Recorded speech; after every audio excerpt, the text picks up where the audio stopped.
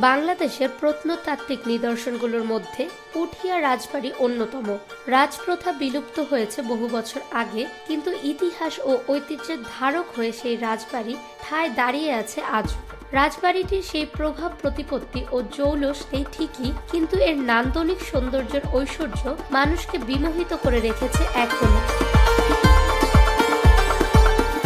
এই পুঠিয়া রাজবাড়ি হয়ে উঠেছে রাজশাহীর অনন্য পর্যটক কেন্দ্র। কেবল রাজশাহী নয়, দেশ বিদেশের পর্যটকরাও প্রতিদিন ছুটে আসছেন এর চোখ ধাঁধানো সৌন্দর্যের টানে। এই রাজবাড়ির বিভিন্ন প্রত্নতাত্ত্বিক নিদর্শন দেখে মুগ্ধ হচ্ছেন তারা। এটি সমানভাবে সমৃদ্ধ করেছে দেশের ইতিহাস গবেষকদের। রাজা বাদশাদের স্মৃতি বিজড়িত পুঠিয়ার রাজপরগনা 14টি পুরাকীর্তির নিদর্শন রয়েছে, যা বাংলাদেশের আর কোথাও নেই। এই পরগনাটির গোড়াপত্তন করেন লস্কর খাঁ নামের একজন।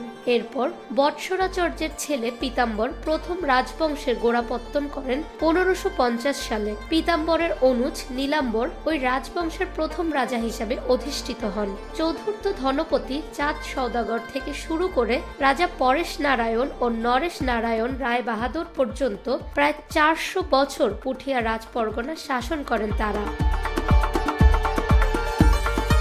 1950 সালে রাজপ্রথা বিলুপ্ত হওয়ার পর এই রাজপরগনার উত্তরাধিকারীরা সপরিবারে ভারতে চলে যান। বর্তমানে এই পরগনায় কোনো রাজা নেই। পরগনা জুড়ে আছে তাদের অনেক স্মৃতি বিজড়িত পুরাকীর্তি, বিশেষ করে কারুকাজ খচিত রাজপ্রাসাদ সহ বিভিন্ন মন্দির দেশি ও বিদেশি পর্যটকদের কাছে অনেক আকর্ষণীয়। ফাহমিদা বিনতে আনোয়ার, নিরপেক্ষ নিউজ ডেস্ক, ঢাকা।